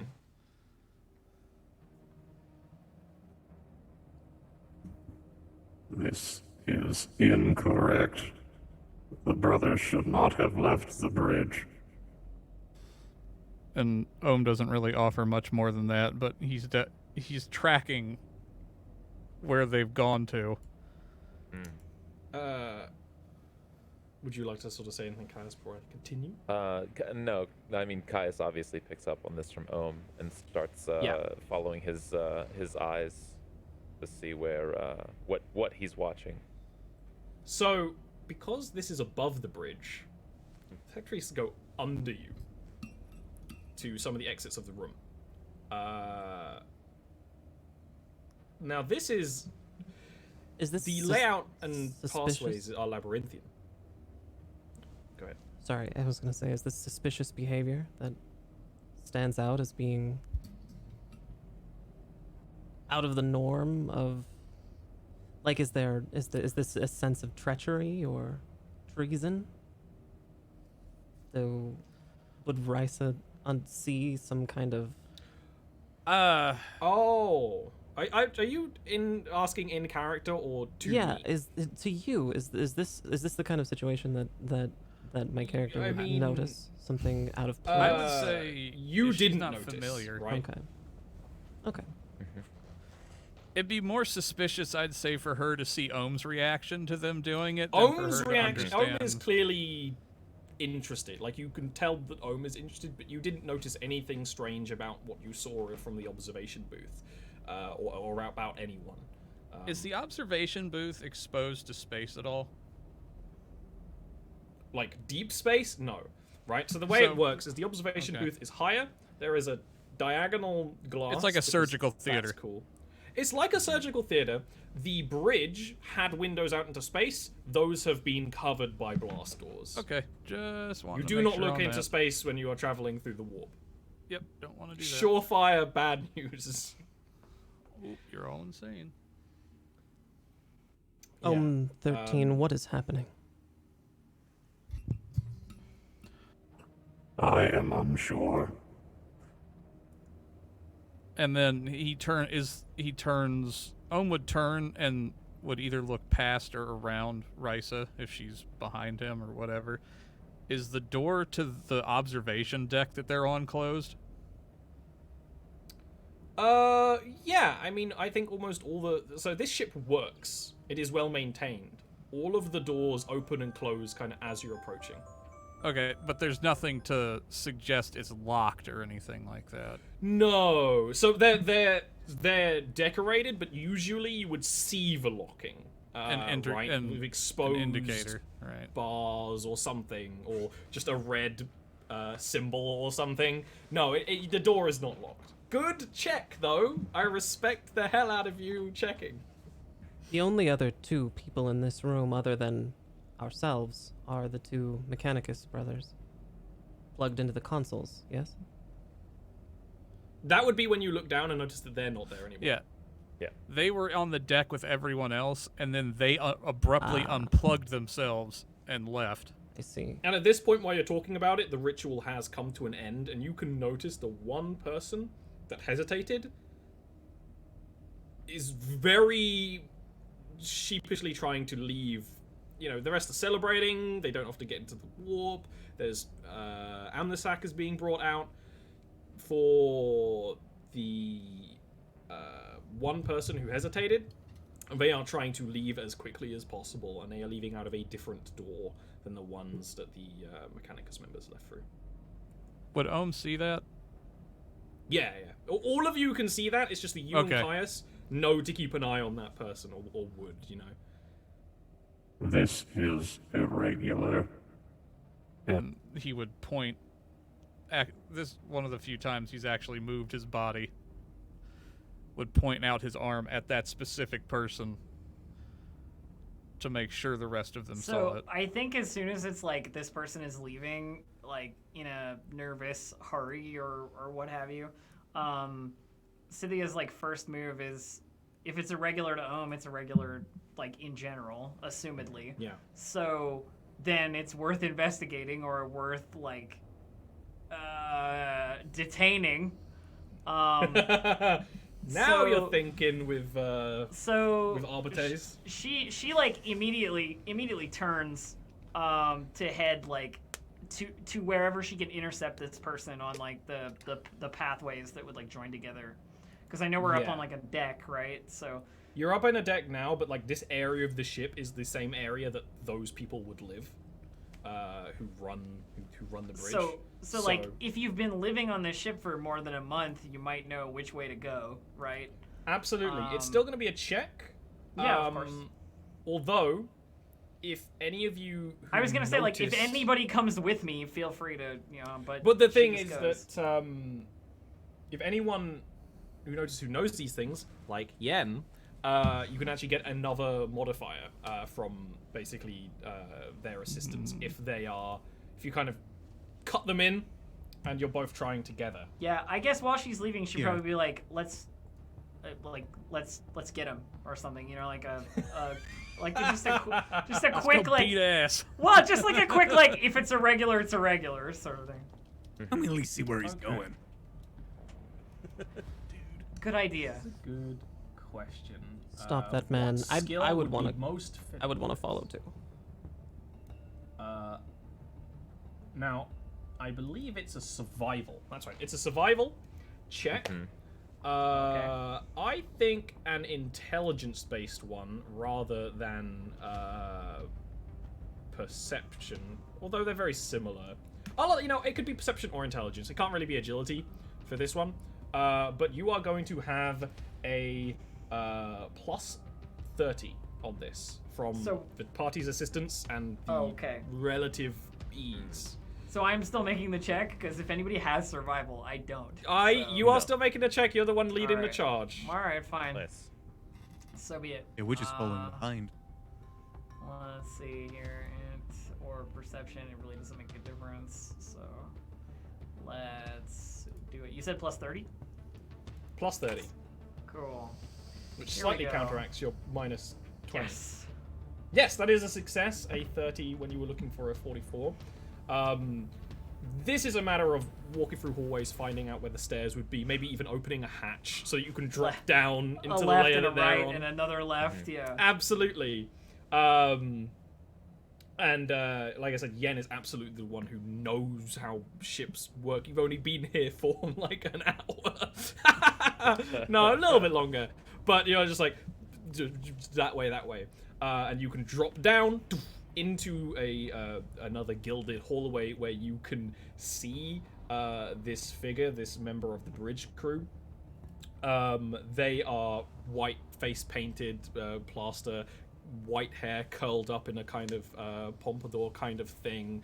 The white makeup kind of stains their uniform kind of permanently. And they were already nervous seeing you guys just like drop down from the layer above right before them. They are gonna try and run for it. Which is the matter of, well, however you would wish to catch this person. I would propose contested athletics checks. I can, which is contested athletics is pretty good. So they are going to roll theirs. Anyone who wants to help, it doesn't have to. I do. This is not a I'm giving you a plus 10, but you can roll your own. If athletics you wanna take the lead on it, right? So I don't mind. Like I will absolutely. Yes. So I will help Let me you just- rather than. Yeah, the other way. Let sure. me just double We'll check pile in. how, Big lady. Yeah, I'll throw an athletics check. contested checks go. Do We I have throw my Yenna Do down. I have my loudhailer available? Yen would Oh, like- it's built into your armor. It's into your armor. the Yeah. Loudhailer. Yeah. Yeah, it's It's built part right your here. helmet. You could pretty much just hit it like with your chin and activate it or something. Alright. It's like so easy. Attention, citizen. Halt immediately or you will be terminated. Hell yeah. Okay. This is going to be an athletics from you. I'll give you a +10 from everyone else kind of helping and getting out of your way. They have to make an athletics. You need to basically roll better than them. I need to just real quick check their stats as a regular, basic kind of... That could have gone better. Which we have to It's dive okay, out the way, because otherwise if get you- steamrolled. He might roll worse. Yeah. Yeah, failure is, it's only part of the thing. Okay. They have athletics. They don't have athletics training, which makes sense. They've never seen a gym in their life. Okay.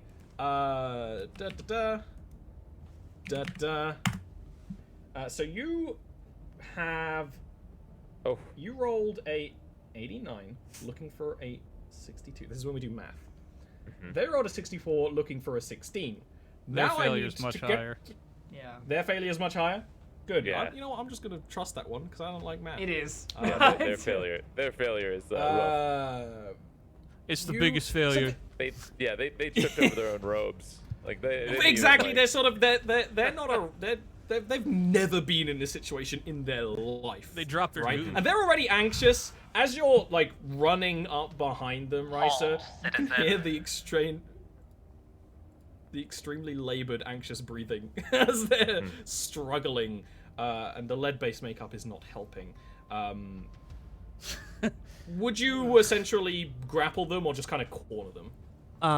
No, I will absolutely. I'll use my arm to push their whole body up against the corridor, and just try and lift them up off the ground a little bit. Yep. Erotic. I will allow this. They do not have the strength to fight. They're hyperventilating. They're freaked out. You have them in your grapple here. Citizen, Two questions. multiple third-party individuals have reported one or more of your recent actions as being suspicious and inappropriate. Once a citizen is notified in such a manner, said citizen is reviewed by members of the Adeptus Arbitus. In accordance with the Book of Judgment, and upon review, we have determined that you are in violation of the Book of Judgment. How do you plead? I didn't. I haven't done anything. I haven't done anything at all. This is. Slides up beside Risa and looks intently at the man that she's holding off the ground and just... It was me. I reported you. Excellent. Caius Now- appears behind Risa as well and says, Please, Risa, allow me to interrogate him. I am suspicious of this. Cynthia's watching the hallways. All right. Good job there, big lady.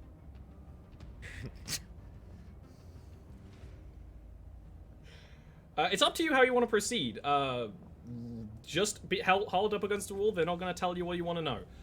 Interrogation checks are appropriate. There are lots of ways you could do that.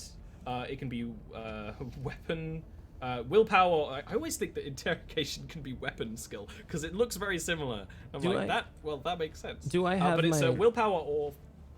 Do I have my shock mace? Am I... Oh, you have that with you the whole time. All right. It's a very so in the 40k universe, very large one-handed weapons are pretty light and casual, and I imagine you carry it with you the whole time. I'm just going to, with you one sh- hand with this guy up against the wall, I'm just going to put my hand on the holster of my shock mace and just tell him, Citizen, I will allow my fellow acolyte to question you, and if you lie to him, well, don't lie to him. And I step back, let him drop to the ground a little bit. Oh yeah, absolutely drops to the knees. They are spindly knees. There is a clunk. At your leisure, Caius. Caius pulls out an excruciator kit and stares at the stares at the crew member and says, "Now, we can do this the easy way, or the hard way, which I would prefer." Okay, so this is an interrogation roll, obviously. You Right, can use so- whichever skill you want. Risa will turn her back to this and to this. Ah, yes, plausible deniability. Do you know the bonus the Excruciator kit gives you, or shall I look it up? I believe it was. I think you said +20, but it might be. I think it's also a +20, but you know Yeah. what? Let's make sure that it's not torture, it's interrogation, is perfectly correct interrogating, and by the interrogating. book. Yeah. Where is the Excruciator kit? It's right under Disguise kit. Yeah, it's a +20. So you have a +20 on this. There's already a +20 because they're terrified. So this is a +40, plus which is at the 40? point where you're not really meant to roll anymore. But let's You're gonna just go interrogate the wild. shit out of with it. him. Let's make sure. Yeah. Somehow, Yeah, you looking know? for an 82, you get a 15. So an Excruciator kit. But you know what? You can describe what's inside it and how you would go about getting information from this terrified noble.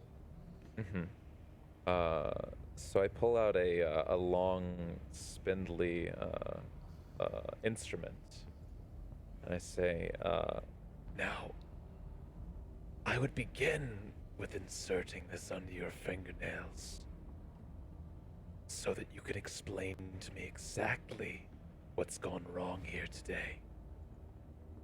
This can occur immediately, or you can be forthcoming with that information."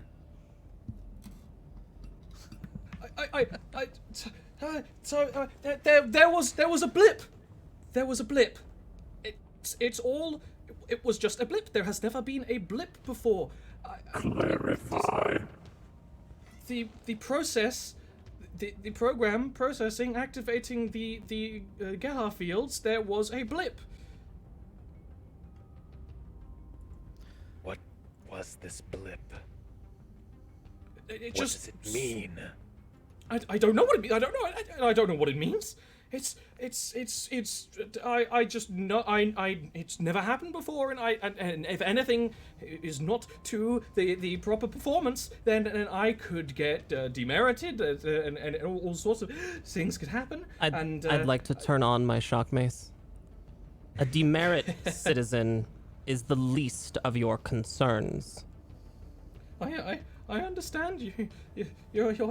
You're far more terrifying than the captains.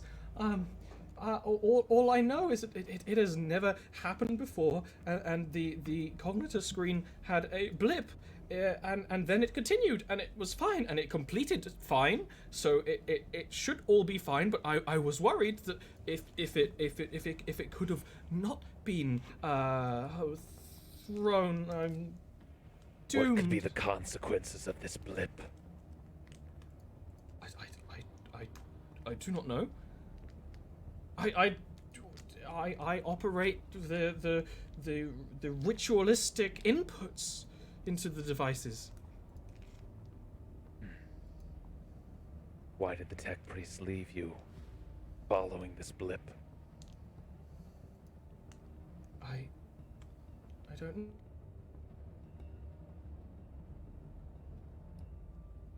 We appear to have lost Ollie. One moment.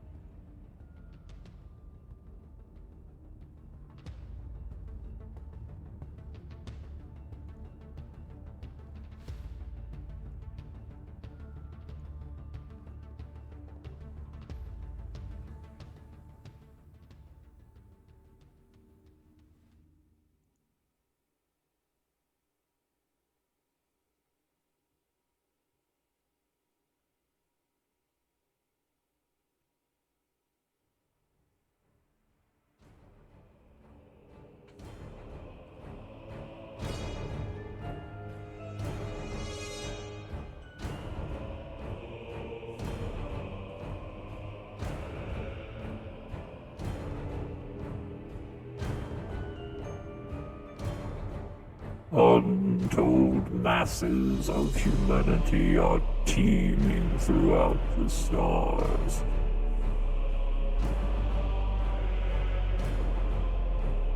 In the grim darkness of the 41st millennium, there is only war.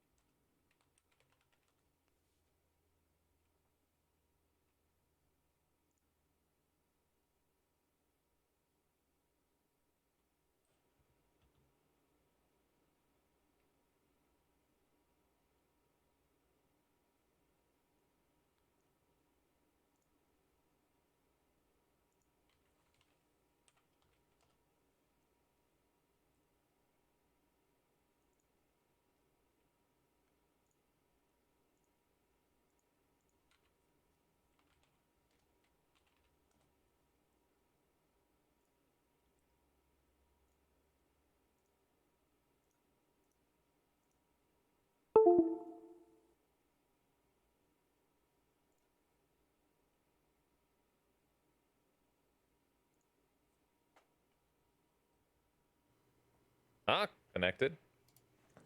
Hello? Yes. There we go. Voices. Hello? We're back. Hello? Wow. Stand by. Stand by. One moment. All right. Whoa. Stand by. Yes. Ooh woo. Ooh, woo. Oh, whoa. Finally, I found my people. Apologies for that brief interruption. One moment. Stand by.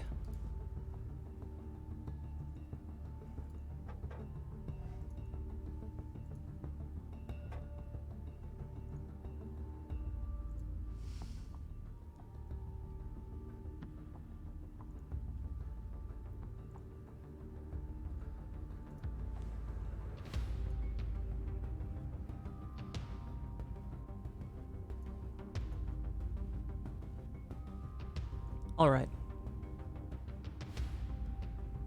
And we're back. Apologies. Okay. So, you started torturing. So I started torturing. So I started torturing. So I was torturing. It is clear that this little guy doesn't know anything. And this is actually very common in the 41st millennium. Most people don't know the depth behind what they do. Machines, they don't know how they work, what they understand. This person, whose job it was to type in the input rituals, they don't know what it means if it goes wrong, right? This is not knowledge that they need to do their duty. The people that would. It's muscle memory for them. It's muscle memory and it's religious rituals, more or less. But you still have them there on the floor if you want to keep torturing them. I mean, that's your choice. Well, actually, now that you say it, would the tech priests understand what occurred here? Again, why did they leave? They've never left before, but they're not at all the rehearsal performances. They would know. They of course would know. They interface directly with the machines. They make sure that the machine spirits are calm. I may have angered one of the machine spirits, and that's what caused all of this. But I did everything absolutely by the letter to appease them. You sure you're telling me the truth? Yes. Is there... Yes. Excuse me. Priest. Is there anyone who can verify your story or claim? the tech priest will know what happened. They can talk to the machine spirits. They can soothe them. And he's at this point he's crying, which is making the white makeup just kind of clump horribly. And that's not the only liquid coming out of his body. Looks like Alice Cooper. You will take us to the tech priests immediately. Yes, of course.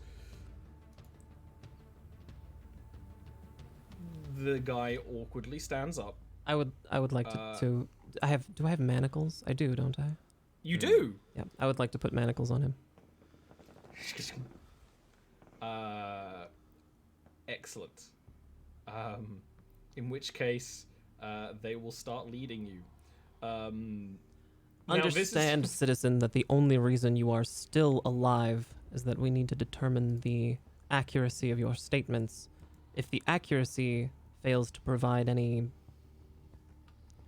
truth, then you will be met with extraordinarily swift justice. I swear on the Emperor, I'm telling the truth.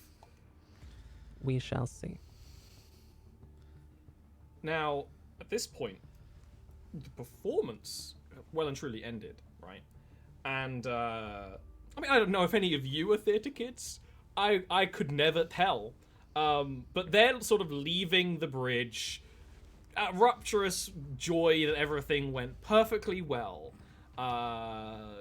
Clapping hands on each other's backs. Some of them went down the corridor that you are interrogating in, but have quickly gone down another way. They don't really notice what's going on.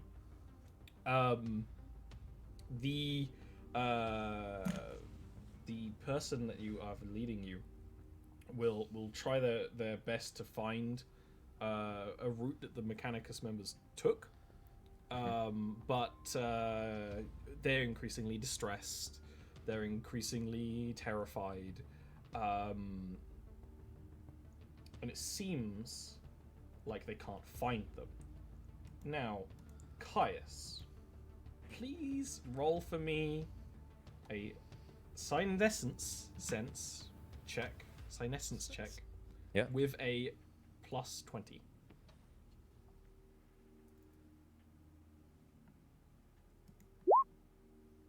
Okay. That is a success by 1. Yeah. 50 looking for a 51. Caius, everything you so the way that certain individuals interact with the warp and psionic powers is different depending on each individual. You can tell that something's wrong. You can tell that the blip wasn't just in the performance, that maybe the Galar field did falter for a moment. Sure. Because you are traveling through the warp. You could actually feel it. Almost as if the back of your mind was now immersed in a great giant pool. You could feel it, but now you can feel it digging into the rest of you. Maybe you taste ash or smoke, but you feel that something is wrong. While you're feeling this, the bridge crew member is leading you down further into the depths. There are members of the Wallers, the maintenance crew of the ship, that are working on a part of the walls. They are welding a sort of just a hole shut.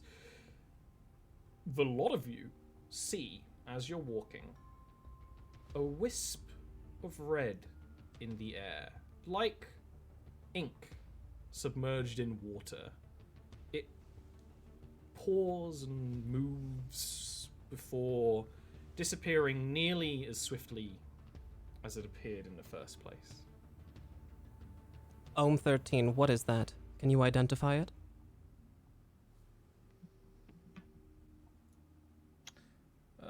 You know what? I don't have any specific knowledge on it, but I guess I could try to... You could try, yeah. It would be I don't know if there's a knowledge on space travel in general, but you can also just make a logic check. I think would be most appropriate here. Yeah, I'll do Right. a lot. Everything that's going on, you can compile all the information. I think it'll be a +10, which is, by the way, +10 is average difficulty. Again, gonna get my brain around that.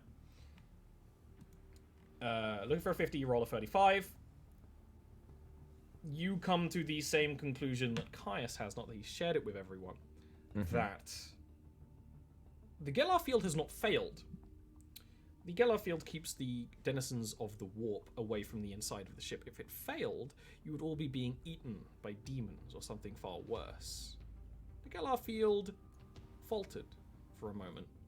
It may have let something in, or more accurately, the ship for a moment, when it failed, was one with the warp. And that can do all manner of things. You feel it too, do you not, priest? Something is wrong. This holy machine has decided to test us. And that's about all that you will get out of Ohm. Can he actually inspect the hole that was made, or has it been covered up completely? Like it is still a hole. You absolutely can. What sort of check would that be? You basically want to see if this was caused by that, right? That's a scrutiny? I don't know. I think just a general perception check. An awareness. There's awareness. Awareness intelligence, please. Which is way better for you. You actually have. Do I get a bonus because of my optical mechadendrite? You could put your eye in the hole. Yeah. Fuck it. Yes. +20. Nice. Yes. Ooh. So that is actually a failure with a 73 looking for a 52. First of all, you walk up to these two maintenance men. The big, bulky sort of guys that, they do all the heavy lifting. They fix things when they're really broken. The vent is letting out some steam as a constant kind of steam in the air. And you kind of approach... It's very in character for Ohm. You kind of shove them out of the way to examine, and you kind of hunch over and look in great detail. You let the optical mechadendrite and look around inside. There's nothing telling about the injury. You actually can't work out how it was caused at all. But can it even quite permeate noticeably- the interior? No, it's a couple of layers deep, because of course there's hulls and hulls and hulls. It basically goes into the layer outside of this, but it's impossible for you to work out what it is. But the two maintenance guys are pissed. They, you kind of shove them back, and not in a like get out of my way. Just you need to be there. I am now occupying the space that you were in, and there is that them first out of the way. and they're both pacing. They're both mad. You can see it. You can actually see their faces turn redder with the blood that is pumping and coursing through them, with their heart starting to go faster. I would like to state that I have my weapon in my hand at this point, my chain blade, and I'm gonna try and talk them down in the best way that I can talk anyone down, which is just stare at them until they stop. Just straight intimidating eye contact. Yeah, absolutely. Guess what roll that's going to be? It's going to be an intimidate. Yeah, of course. This is actually going to be really quite hard, though. This is going to be with a minus 20. Okay. All right. It's still possible, but It's still possible. Not great. It's still possible. Here we go. Anything's possible. Anything is possible. You said minus 20? Minus 20, yeah. That is a hard check. Okay. I do not succeed. I rolled 87 when I needed a 17. The thing is, though, this usually works. In all your training, in your line of work, It's weird that somebody maintenance tech would be That messing would with me try to this stand way. up to Yeah. you give the eye, they give the eye back, and they aren't sort of relenting. Now, this would be when you kind of look over them properly. They do have a little bit of kind of just sort of padded leathers. They have heavy maintenance gear and welding wrenches, and you can kind of tell. You can actually watch one of them. He's fiddling with the settings with it, almost like a nervous, like angry tick. If I have learned making anything it burn in this hotter and hotter. universe, Ollie, it's that he who strikes first strikes last. So I'm just gonna go for it. Okay, you're gonna charge towards them. Yeah, if they're why not? I think this is an excellent place to actually leave it for today. Oh, Right when it was getting treasonous. Right when we were bordering on heresy. Beat up. well, listen, there was like a floating red thing, and now these guys are acting weird. They're clearly possessed. I'm just gonna end it right here. You know what I mean? Just root it out at the That's source. Taste of the chain blade. Yeah. I saw a red so- dot. Now I'm gonna kick your ass. Pretty much. I know. Actually, it's not that. It's I saw a red thing.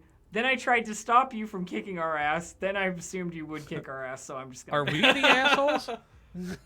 Are we the assholes? We're the In this Inquisition. system? We're the Yeah, Inquisition. usually, but- Yes, we are. You're the assholes that save the world in the end. Maybe? Yeah. Thank you for inviting us on your ship. TBD. Now prepare to die. Yeah.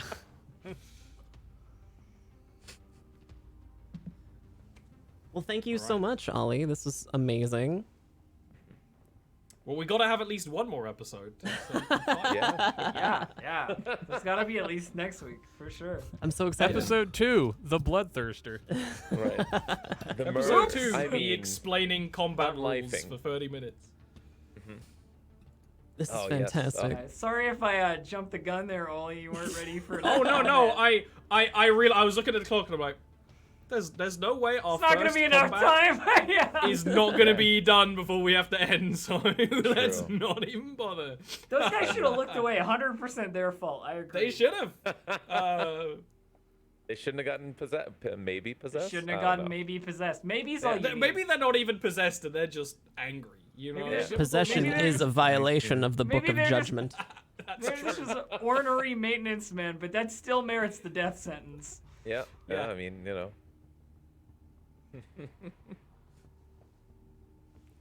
Well, yeah. I'm looking forward to it. God, Oh, me me too. too. Yeah. Me Yeah. too. Yeah. I finally get to do the thing that I'm good at. Yes. you did the talking, now we do the killing. Yeah. Okay. Yeah, Yeah. yeah. I have a Trying to feeling make a more holes hefty in the amount ship. of this group's conflicts are going to be because Ohm has no social interaction skills. Oh, that's No, true. you Don't know piss what? someone off again. I We think have to murder them. we have a great couch of like interrogation, intimidation, social in the group. It seems like. So. I don't Holmes' think go-to is anyone crush is head with that clamp. good at social when it's not a threat. I have fellowship Yen's 27. it's okay. So. Yeah. Yeah. yeah. Once they're a threat, I'm very social. Actually, you're pretty good. Yeah. We'll just push Yen out to the front when we go to do when we go to there do you go. like Have this- You're have this pushing meetings. the sausage in here. dirty, He's always in the back. small child. When we're negotiating, just push them to the front. Always Well, I hiding mean- behind those that are bigger. It's still That's just smart. it's still like 5 people that don't really know each other very well. So I think that'll change as time goes on. You know what I mean? Yeah. Of course. Of course. Sure. That's the exciting part. Well, yeah. Hooray! Yeah. Thank you again, Ollie. First Dark Heresy session. DoomLore! Yeah. Done. Absolutely. Locked Ollie. in. Thank you. DoomLore session 1 nailed it. What a I look forward fantastic- to next Friday. What a fantastic first episode. I want to give a very special thank you to Ollie, our DM. I want to go back around and introduce everybody again, but first, Ollie, tell us a little bit about yourself, and just might I say, that was amazing. Thanks a lot. I've always wanted to run Dark Heresy to this level, right? At this level of production, this level of cast, this all this stuff. You know, I'm reflecting the compliment, but I'm like scattershotting it. So this is really exciting. I've DM'd quite a lot of shows on my own channel, mostly in my homebrew setting of Yavaskir. If you like my style and you like the way I'm sort of telling stories, then this is the greatest opportunity of your life. Because, like I mentioned before, I actually have a series of board games coming out early next year. It's called Schism. It is a fast-paced skirmisher game. To give you a little bit of the blurb, a game like Warhammer takes hours and hours to play. Games like Catan are very simple. This is kind of in between. This is almost like a beginner's introduction to wargaming, set in a very deep setting, and it's going to be a lot of fun for everyone. If you want more information about that, please do follow me on Twitter, where information will be further released as we get closer and closer to the release of some of the sets. Also, I do art. There might be art of stuff in this game. There might be stories. I also actually do write battle reports for the Warhammer games I do as well. So if you like Warhammer, plenty. I've got a problem. Plenty of boxes. Plenty of Warhammer boxes to build up. And I'm super honored to have been invited to do all of this. And I'm excited for the future. Well, thank you so much, Ollie. I really appreciate it. We're all really looking forward to what you've got in store. Hell yeah. Next up, we have Lucid. Lucid, tell us a little bit about yourself. Where can people find you? Who are you? It is the end of my week. I'm going to go watch Hocus Pocus now. But it has been fun. I do the Twitch 5 days a week, talking about politics and state of events happening in the U.S. and abroad. So that's what I do when I'm not doing this. I also have a show on Hotfix that Nicotine's a regular on. So we're in all those different places on the Twitch.tv. Just come by and hang out with us sometime at twitch.tv/LucidFox. Thank you so much for being a part of it, Lucid. Mm-hmm. Locke the Raven, tell us a little bit about yourself. What do you do? I mostly do role playing on Twitch. I also do voices and things of that nature. Lately, I've been doing Fallout role playing. Like I said before, I dick around with you a lot. That's pretty much it. Awesome. And where can people find you? At twitch.tv/Locke the Raven. Awesome. Glad you picked me to follow behind Lucid, who clearly does much more interesting stuff. Hey, listen, nothing's interesting. It's Distracted Elf. Tell It's us a little me. bit Hello. about the elf Hello. behind the Shelf. lore. You wanna The say elf it? behind the Elf shelf. on- I elf on wasn't a gonna shelf. say it. I wasn't We're gonna getting say there, it. You know? Yeah, well, at least it was spelled right.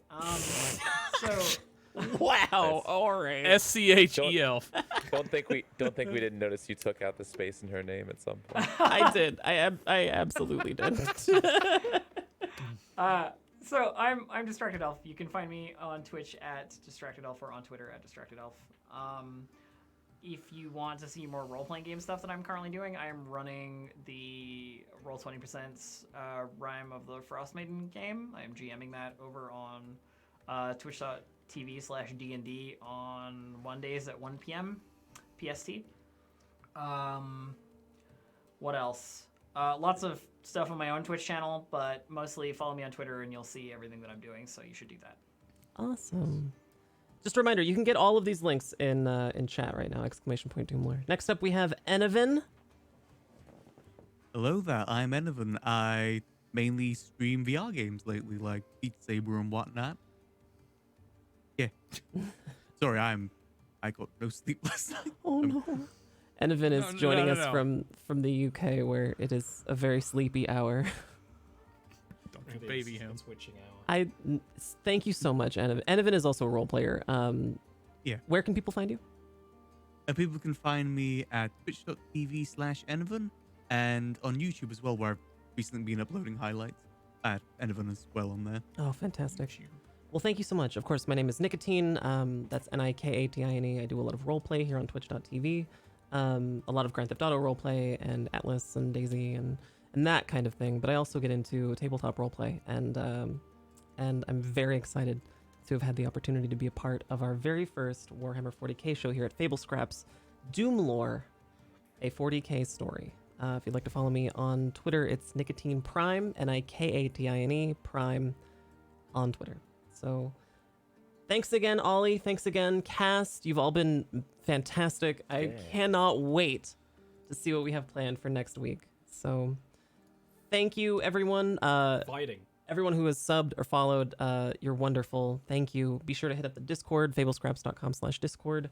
We're also on Spotify and Stitcher now. That's fablescraps.com/Spotify and fablescraps.com/Stitcher, respectively. So, thanks again, everyone. Have a fantastic night. I'll see everybody again so soon.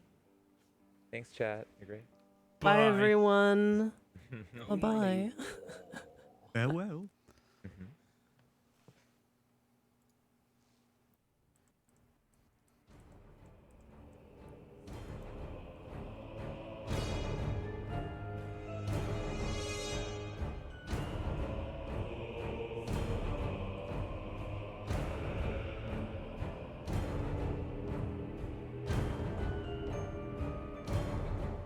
Untold masses of humanity are teeming throughout the stars.